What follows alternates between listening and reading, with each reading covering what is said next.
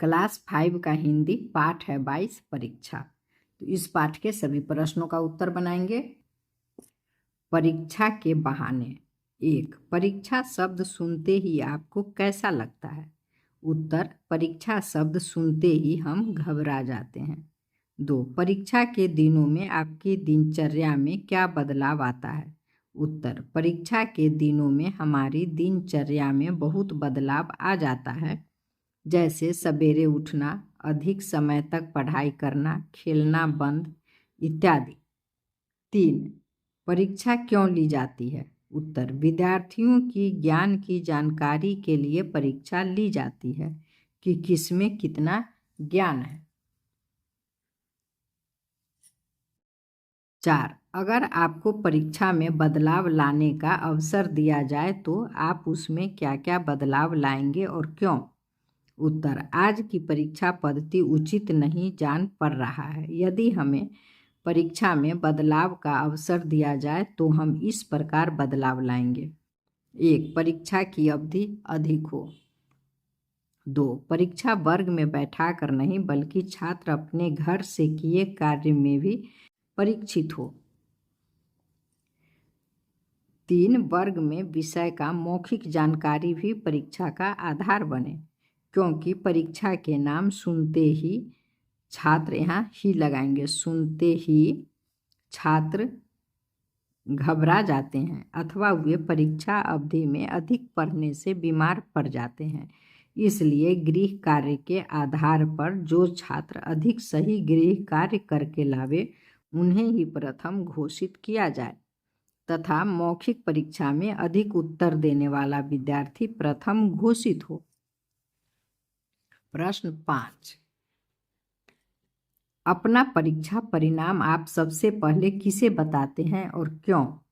उत्तर, हम अपना परीक्षा परिणाम सबसे पहले हम अपने माताजी को बताते हैं, क्योंकि माँ हमारे परीक्षा परिणाम जानकर हमारी शुभकामना करते हैं, हमें आशीर्वाद देते हैं। अब फिर एक पाठ में से एक, गुरु जी का क्या नाम था? वे किस विषय के जानकार थे? उत्तर, गुरु जी का नाम चरक था, वे आयुर्वेद विषय के जानकार थे। अब है प्रश्न 2. गुरुजी पूर्णिमा की रात शिष्यों को जंगल में क्यों ले जाते थे? तो उत्तर, कुछ ऐसे दिव्य औषधियाँ होते जो पूर्णिमा की चांदनी में ही पहचान में आते हैं, इसलिए गुरुजी पूर्णिमा की रात में शिष्यों को जंगल में ले जाते थे। प्रश्न 3.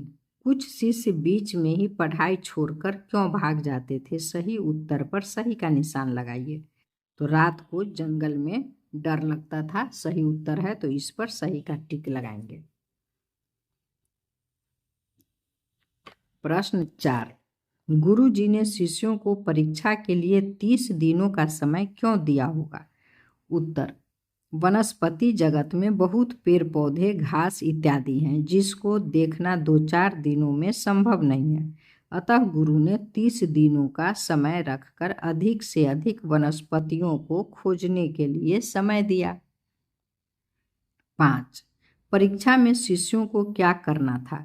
उत्तर, परीक्षा में शिष्यों को आयुर्वेद में न प्रयोग होने वाला वनस्पति खोजकर लाना था। प्रश्न 6. परीक्षा में केवल एक ही शिष्य उत्तीर्ण हुआ, क्यों? उत्तर, परीक्षा में केवल एक ही शिष्य उत्तीर्ण हुआ क्योंकि मात्र एक ही शिष्य ऐसा निकला जिसको वनस्पति के बारे में सबसे अधिक ज्ञान था, यानी निकला हुआ। उस विद्यार्थी को संसार के सारे पेड़ पौधे, घास आदि में औषधीय गुण दिखाई दिए। अब है सोच समझकर। 1. गुरु जी ने शिष्यों को परीक्षा के लिए 30 दिन दिए। आपको परीक्षा के लिए कितने दिन मिलते हैं? क्या उतने दिन काफ़ी हैं? तो उत्तर में लिखेंगे, गुरु जी ने शिष्यों को परीक्षा के लिए 30 दिन दिए, हमें परीक्षा के लिए 15 दिन मिलते हैं, यह काफ़ी नहीं है। प्रश्न 2. गुरु जी परीक्षा के माध्यम से शिष्यों को क्या समझाना चाहते थे? उत्तर, गुरुजी परीक्षा के माध्यम से शिष्यों को समझाना चाहते थे कि कोई भी वनस्पति बेकार नहीं है। प्रश्न 3, आयुर्वेद में किस विषय के बारे में बात की जाती है? तो उत्तर, आयुर्वेद में जड़ी बूटियों के बारे में बात की जाती है। प्रश्न 4, इस पाठ का शीर्षक परीक्षा क्यों रखा गया होगा? तो लिखेंगे, इस पाठ का शीर्षक परीक्षा इसलिए रखा गया होगा कि गुरु चरक ने अपने शिष्यों को जो कुछ पढ़ाया था उसकी जांच हेतु शिष्यों को जड़ी बूटियों की पहचान करने के लिए एक परीक्षा ली। प्रश्न 5, आप इस कहानी के लिए कौन सा शीर्षक रखेंगे? कोई 2 शीर्षक बताइए, साथ ही यह भी बताइए कि आपने ये शीर्षक क्यों चुना। तो मेरे शीर्षक वनस्पति का महत्व और जड़ी बूटियों का उपयोग, इसके साथ ही इसी में लिखेंगे,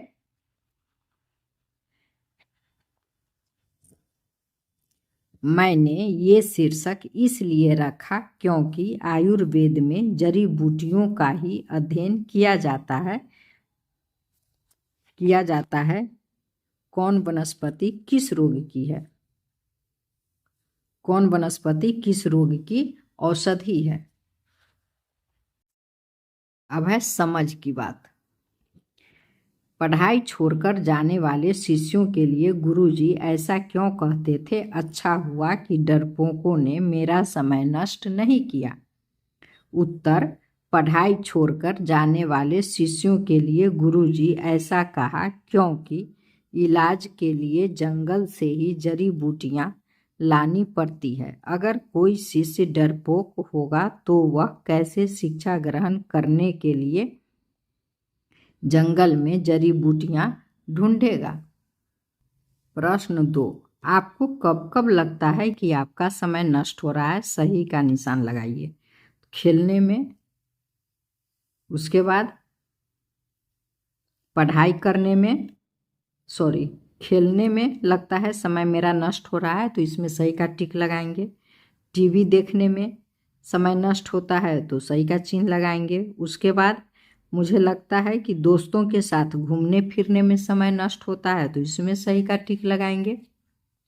पेंसिल ढूंढने में समय नष्ट होता है तो इसमें टिक लगाएंगे। पेंसिल को यदि आप जगह पर रखेंगे तो ढूंढने में समय नहीं लगेगा।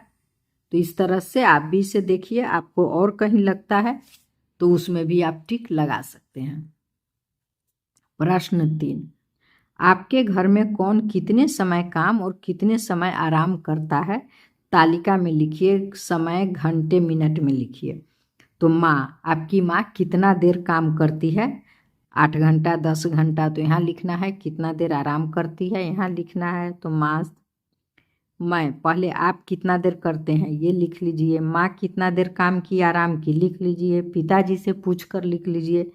भाई बहन से लिख लीजिए। प्रश्न 4, आपके बुजुर्ग अक्सर आपसे कहते होंगे, पढ़ लो, समय बर्बाद मत करो, बीता हुआ समय फिर वापस नहीं आता, समय की कद्र करना सीखो, यूं इधर उधर समय क्यों गवा रहे हो, आदि।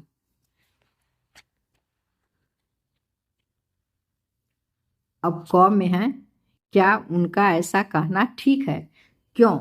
तो उत्तर में लिखेंगे, हाँ, उनका कहना ठीक है क्योंकि समय नष्ट करने वाला जीवन भर दुखी रहता है। प्रश्न ख, क्या उनका ऐसा कहना ठीक है? क्यों? तो लिखेंगे, हाँ, उनका कहना ठीक है क्योंकि समय नष्ट करने वाला जीवन भर दुखी रहता है। ख, जब वे ऐसा कहते हैं तो आपको कैसा लगता है? तो उत्तर में लिखेंगे,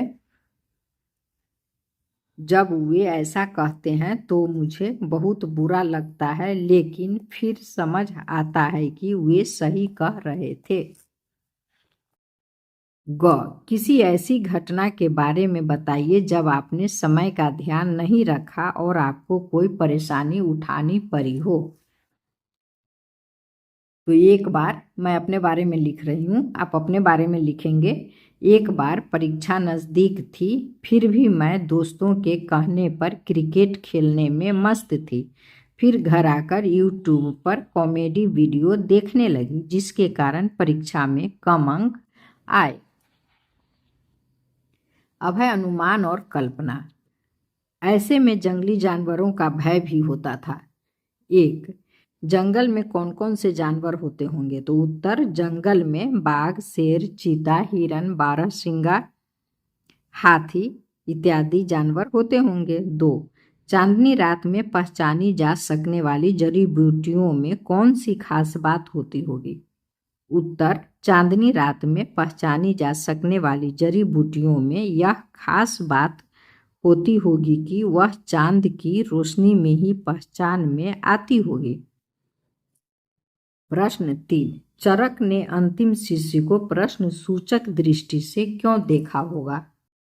उत्तर, चरक ने अंतिम शिष्य को प्रश्न सूचक दृष्टि से इसलिए देखा होगा कि अंतिम शिष्य को छोड़ सभी शिष्य कोई न कोई वनस्पति अपने साथ लाए थे। चलिए आगे प्रश्न है। आसपास, क्या आपके आसपास ऐसा कोई पेड़ पौधा है जो किसी तरह का नुकसान पहुंचाता है? तो लिखेंगे नहीं, हमारे आसपास ऐसा कोई पेड़ पौधा नहीं है जो किसी तरह का नुकसान पहुंचाता है। अब प्रश्न 2 है, नीचे दिए गए पेड़ पौधों के लाभ बताइए। नीम हवा को स्वच्छ बनाता है। तुलसी कफ संबंधित रोग ठीक करता है। चिरैता खून शुद्ध करता है। अर्जुन हृदय रोग ठीक करता है। प्रश्न 3, आयुर्वेद रोगों के इलाज की एक पद्धति है, इसके बारे में शिक्षक या अन्य बड़े व्यक्तियों से पता कीजिए और कक्षा में बताइए।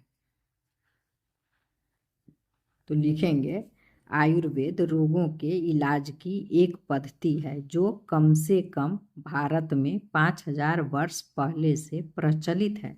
इसमें जड़ी बूटियों सहित अन्य प्राकृतिक चीज़ों से दवा और रोज़मर्रा में इस्तेमाल होने वाले पदार्थ तैयार किए जाते हैं। अब है शब्दों की दुनिया। नीचे दिए गए शब्दों के दो दो पर्यायवाची शब्द लिखिए। तो वृक्ष, पादप, पेड़, जंगल, वन, अरण्य, शिष्य, विद्यार्थी, छात्र, रात, रात्रि, निशा, गुरु, आचार्य, शिक्षक। प्रश्न 2, सभी कुछ न कुछ बीन कर लाए थे। यहाँ बीनना का क्या अर्थ है? इन शब्दों के प्रयोग में क्या अंतर है? तो देखिए यहाँ 2 का 1 है। उठाना, उठाना, लाना, बीनना, छांटना। तो उठाना का मतलब है कोई चीज़ उठाना, लाना कहीं से कोई वस्तु लाना, बीनना ढेर में से चुनना, छांटना अलग अलग करना। अब है 2, नीचे दिए गए वाक्यों में इन शब्दों के सही रूप के साथ प्रयोग कीजिए। यहाँ के होगा तो का लिख दिया है, रूप के साथ प्रयोग कीजिए। क, मैंने आलू छांट कर अलग कर दिया। ख, पिताजी चावल बीन रहे थे। ग, शीला ने चादर लाई। घ, नंदू क्या छांटता है। अंग, गांव वाले जलावन के लिए सूखी लकड़ियां ले गए हैं। च, सामान में से सब्जियों और दालें छांट कर अलग कर दो। भाषा के नियम। नीचे दिए गए वाक्यों में कौन सा काल आया है लिखिए। भूतकाल, वर्तमान काल, भविष्यत काल। तो क में है मैं तुम्हें 30 दिन का समय देता हूँ, तो वर्तमान काल। ख वैद्य का तो कार्य ही है वैद्य का तो कार्य ही मौत से लड़ना है, वर्तमान काल। ग आचार्य चरक आयुर्वेद के महान जानकार थे, भूतकाल। तुम्हें सारे संसार छान मारने होंगे, भविष्यत काल। सभी कुछ न कुछ बीन कर लाए थे, भूतकाल। 2 यश शब्द में सु या अप जोड़ने से नए शब्द बनते हैं, सुयश, अपयश। नीचे दिए गए शब्दों में सही अक्षर जोड़ते हुए नए शब्द बनाइए। सुकन्या, सुकन्या। सुपुत्र, सुपुत्र। अनदेखा, अनदेखा। अनपढ़, अनपढ़। प्रकाश, प्रकाश। प्रदेश, प्रदेश। अशांति, अशांति। अन्याय, अन्याय। 3 नीचे दिए गए शब्द समूह में से सही शब्द पर घेरा लगाइए। तो ये आयुर्वेद सही है, पूर्णिमा सही है, उत्तीर्ण सही है। 4 नीचे दिए गए शब्दों को अलग अलग समूह में छांट कर लिखिए। हर समूह में एक एक शब्द अपनी ओर से भी लिखिए। तो 6 से है परीक्षा, उसके बाद क्षण, क्षमा, और अपने मन से एक जोड़ देंगे, अक्षत। अब है द्य, तो द्य से विद्यालय, उसके बाद पद्य, उद्योग, अपने मन से एक जोड़ दिए, उद्यम। श्र, तो श्र से परिश्रम, उसके बाद आश्रम, श्रमिक, अपने मन से एक जोड़ दिए, श्रेष्ठ। अब है री, री से मृत्यु, मृग, उसके बाद प्रकृति, और अपने मन से जोड़ दिए सृष्टि। अब है र, हलंत है यहाँ, तो र हलंत से है उत्तीर्ण, आयुर्वेद, वर्ष, और अपने मन से जोड़ दिए वर्ग। अब है कुछ करने के लिए। क्या परीक्षा में पुस्तक खोलकर देखने की अनुमति होनी चाहिए? अपने विचार बताइए। तो उत्तर नहीं, परीक्षा में पुस्तक खोलकर देखने की अनुमति नहीं होनी चाहिए। 2 परीक्षा पाठ में से ऐसे प्रश्न लिखिए जो आपसे परीक्षा में पूछे जाने चाहिए। उत्तर परीक्षा पाठ में से हमसे परीक्षा में पूछे जाने चाहिए कि कौन सी वनस्पति किस रोग, यहाँ गलत रोज लिखा गया है, किस रोग के इलाज में काम आती है। धन्यवाद। क्लास 5 का हिंदी चैप्टर 1 से चैप्टर 22 तक टोटल ख़त्म हो चुका है। अब फिर मिलेंगे किसी अगले दिन किसी अन्य सब्जेक्ट के साथ। धन्यवाद।